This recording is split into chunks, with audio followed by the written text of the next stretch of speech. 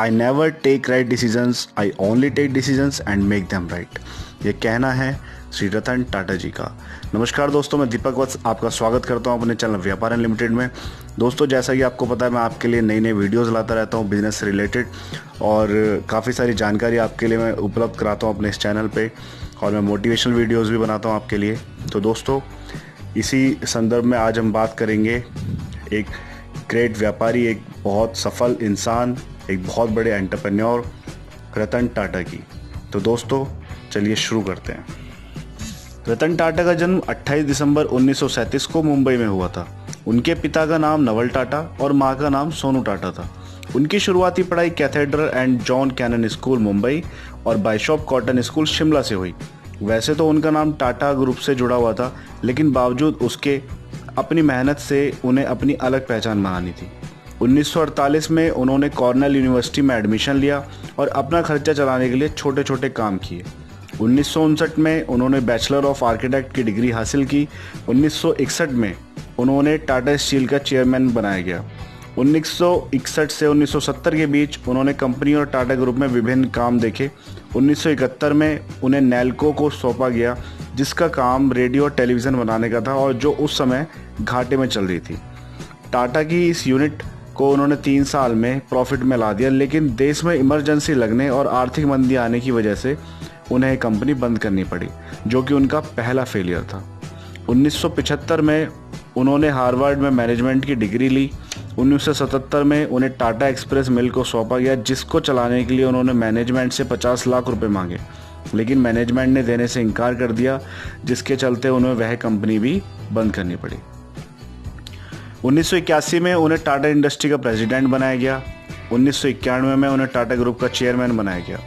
Tata commercial vehicles तो पहले से ही बनाती थी, लेकिन रतन टाटा का सपना पैसेंजर व्हीकल्स मार्केट में उतारने का था। कड़ी मेहनत के बाद वो दिन आया और 30 दिसंबर 1998 को टाटा ने इंडिका कार लॉन्च की, लेकिन मार्केट में अच्छा रिस्पांस ना मिलने की वजह से और नेगेटिव रिव्यूज़ की वजह से और बहुत ज़्यादा क्रिटिसाइज़ होने की वजह से उन्हें गाड़ी बंद करनी पड़ी, और मैनेजमेंट के द्वारा यह निर्णय लिया गया कि यह कार यूनिट किसी और कंपनी को बेच दी जाए। रतन टाटा ने मैनेजमेंट के फैसले का सम्मान किया और उन्होंने अपनी कार मैन्युफैक्चर यूनिट बेचने के लिए फोर्ड मोटर्स के मालिक बिल फोर्ड से बात की, जिसके चलते वो मीटिंग के लिए बिल फोर्ड के ऑफिस गए। काफ़ी बातें होने के बाद बिल फोर्ड ने रतन टाटा से कुछ ऐसी बात की जो उनके दिल को लग गई। बिल फोर्ड ने कहा कि जब आपको कार बनानी नहीं आती थी तो आपने इतना पैसा क्यों डाला? हम आपकी कंपनी खरीदकर आपके ऊपर एहसान कर रहे हैं। यह बात रतन टाटा को अंदर तक छू गई और वह मीटिंग छोड़कर वापस इंडिया के लिए रवाना हो गए। उन्होंने निरंतर प्रयास करके अपनी पैसेंजर कार का नया वर्जन इंडिका V2 मार्केट में लाया, जो कि बहुत पसंद की गई। उसी समय फोर्ड कंपनी लॉसेस में चल रही थी, तो सेम कंडीशन बिल फोर्ड के सामने भी आ गई, जो एक समय पे रतन टाटा के सामने आई थी। इस बार बिल फोर्ड भारत आए और रतन टाटा से मीटिंग की और रतन टाटा से कहा कि आप हमारी दोनों ब्रांड्स लैंड रोवर और जैगवार खरीदकर हमारे ऊपर एहसान कर दीजिए। रतन टाटा ने उनकी दोनों ब्रांड्स को टेक ओवर कर लिया और आज ये दोनों ब्रांड्स काफ़ी प्रॉफिट्स में हैं, जो कि आप सभी लोग जानते हैं। टाटा ने टेटले, डेवू, कोरस आदि कंपनियों को भी टेक ओवर किया। एक बार रतन टाटा कार में जा रहे थे और उन्होंने एक परिवार को स्कूटर पर बारिश से भीगते हुए देखा। उन्होंने उसी समय एक सस्ती कार लॉन्च करने का निर्णय लिया, जो कि एक साधारण परिवार भी अफोर्ड कर सके। 2008 में उन्होंने टाटा नैनो लॉन्च की, जिसको बहुत अच्छा रिस्पांस मिला और इसे लखटकिया का नाम दिया गया, लेकिन सस्ती कार होने की वजह से धीरे धीरे इसकी सेल बहुत कम हो गई। ऑनलाइन का चलन देखते हुए टाटा ने ऑनलाइन कंपनी जैसे पेटीएम, ओला, शाओमी, स्नैपडील, लेंसकार्ट आदि कंपनियों में इन्वेस्ट किया।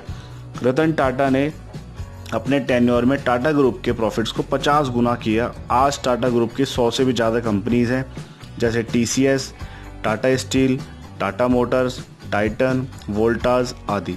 टाटा 150 से भी ज़्यादा देशों में अपना बिजनेस रन कर रही है, जिसमें 7 लाख से भी ज़्यादा एम्प्लॉयज़ हैं। रतन टाटा बहुत ही सिंपल रहना पसंद करते हैं। वो आज भी कोलाबा के एक फ्लैट में रहते हैं। उनकी महानता का अंदाज़ा इसी बात से लगाया जा सकता है कि टाटा ग्रुप अपने प्रॉफिट्स का 66% हिस्सा चैरिटी में दे देता है। और हाल ही में रतन टाटा ने कोरोना महामारी के दौरान 1500 करोड़ रुपए पीएम केयर्स फंड में डोनेट किया है। वास्तव में रतन टाटा का जीवन हम सबके लिए प्रेरणादायक है। हम ऐसी हस्ती को नमन करते हैं।